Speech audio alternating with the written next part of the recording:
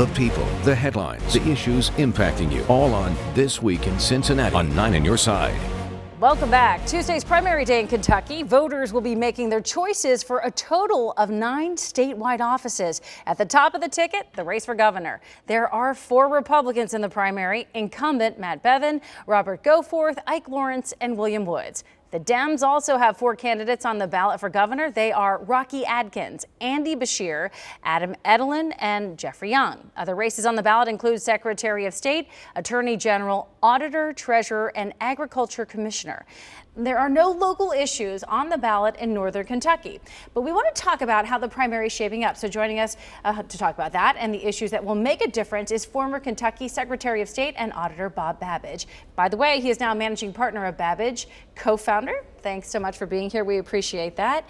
You're a lobbyist, I should say, that one of your clients is CVG. So thank you for whatever it is you're doing for CVG. That was a big announcement this week with Amazon, for sure, or this past week. CVG is terrific. Candace McGraw, the board, the tremendous momentum there, a great asset for this part of the country and a distinctive airport in the world. Absolutely. Let's talk about this election. A recent poll by Morning Consult just named incumbent Matt Bevin the most unpopular governor in the entire country. Is that fair?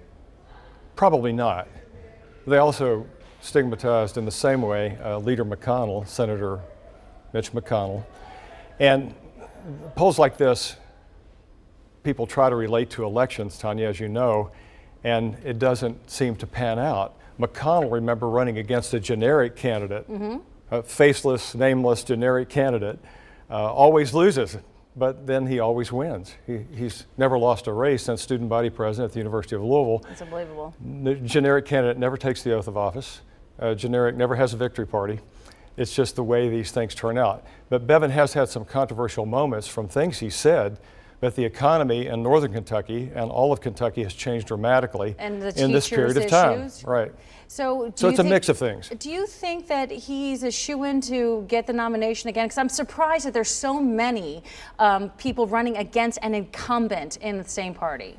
Well, 2 of those folks you mentioned have a point apiece, 1%, maybe 2. So it really comes down to Goforth, the new legislator who's challenging Bevin and made his own contribution to his campaign of $750,000. But if you put a frame around Kentucky right now, it's a red frame. The last 12 months, there were 43,000 new Republican registrants, Tanya, a negative 683 Democrats. So it's a flat line for Democrat registration. It's 800 a week for Republicans. Really? And 2 U.S. senators, 5 out of 6 members of Congress Republican. The state House and Senate are majority, supermajority GOP. So all the trend and momentum is in that direction. What's made this a race is that Kentucky has been a split state before, largely Democrat for years, and then elected a governor 12 years ago, then 8 years ago a Democrat for 2 terms. It's split up that Central Kentucky district, R&D, so it's just interesting. What do you attribute the rise in Republicanism, or registered Republicans anyway? Well, first, right now, Trump is very popular in Kentucky, as he is in other southern states and places around the country. That's a factor. Kentucky has voted Republican in national elections, but Democrat in local and state. That's changed in the last 10, 15 years. So it's a mixed bag now. There are several 100,000 more Democrats than Republicans in registration, but on election day, it can be different. You know, Bevin was not supposed to win 4 years ago. All the conventional wisdom said no way. He wins the primary by 83 votes and the fall election by 9 points. We focused a lot on the Republicans. Let's talk about the Democrats running for governor. It's a much tighter race on that side. Talk to me about what looks like a 3 front-runner race. Right. The Secretary of State, Allison Lundergan Grimes, predicts that turnout, R&D, will be 12.5%. That's based on absentee ballots. They're a pretty good indicator of what's to come. The highest prediction is maybe 15 or 20%. So only a fraction of both parties will elect and choose the nominee. Beshear is popular, well-known. His father was governor for 2 terms. He's been a very active attorney general. Rocky Adkins, has been in the state house for a long time, principally as majority leader, now minority leader of the Democrats, very well-known. And Adam Edelin, former state auditor, is also well-known. and has the financial advantage because his running mate is a wealthy person who's made a significant contribution to the campaign. So is it a foot race? Do we have any indication which way Oh, it's they're leaning? great predictions. This is like a ball game, Tanya. Everyone wants to know the score before it's over. I know, we do. We want to know.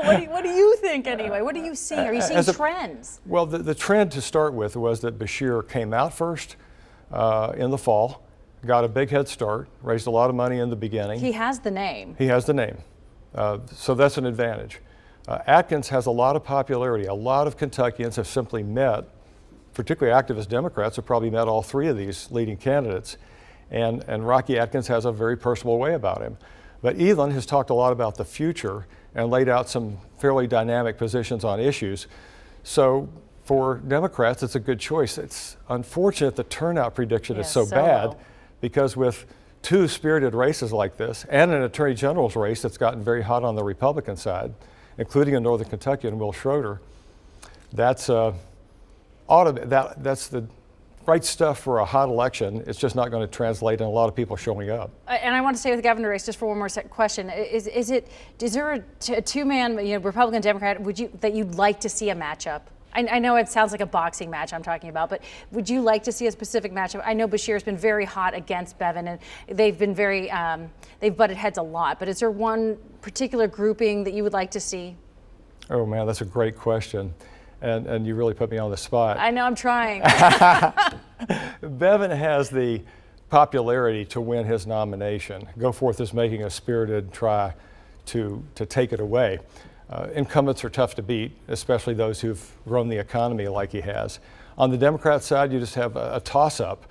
All three of them are going to tell you they're going to win, and all three of them can make a case for that. But we're just a few hours away from knowing for sure. And anyway, it comes down for a lot of people. How do you see November? A lot of people say that November is a last chance for Democrats to really seize back Frankfurt for a while. Is there one issue that's going to be really important as we head towards November we should be watching for? Jobs, education, and health. You can slice it any way you want. You can throw in all the interesting issues you want. Those are the big three in Kentucky and most places in the country. As of course it is. And so, and we talk about education, we mean pension too. You got education, money. It's a whole ticket there, and it's such a hot bubble issue, I think, for the entire Commonwealth. Pre-K through graduate school. It all matters. The funding there has not kept up. Pension funding has been tough, big deficit there. But job growth is a harbinger of good things to come. A lot of economic progress, including Nucor Steel down the road from where we're sitting. Those kinds of things argue for more income for the state and more income for families to make a go of it in the state. We have so many things we would like to touch on, but we are unfortunately out of time. It's a big election, and it is Tuesday. The polls in Kentucky will be open from 6 a.m. until 6 p.m. If you are in line at 6 o'clock in the evening, you will be allowed to vote, so keep that in mind. Bring your ID with you. Don't forget it. But if you personally know one of the poll workers in the Commonwealth, that is also acceptable. 9 on your side will have the results for you on air and on our website and our mobile app as well. As the numbers come in on Tuesday, we thank you so much for your time. And This Week in Cincinnati is coming right back.